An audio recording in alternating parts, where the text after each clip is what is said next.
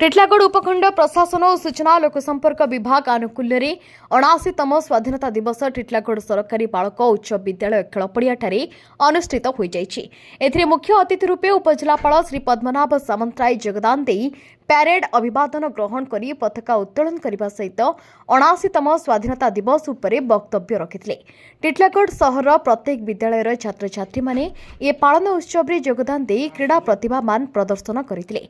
सांस्कृतिक कार्यक्रम मध्य रखा जाइथिला, किंतु वर्षा हेबारु सांस्कृतिक कार्यक्रम को बातिल करा जाई 17 तारिख गोविंद बाटिका ठारे अनुष्ठित हेबा पई स्थिरीकृत करथिले। वर्षा हेबा सत्वे मध्य जनसाधारण भिड़ देखा मिलता।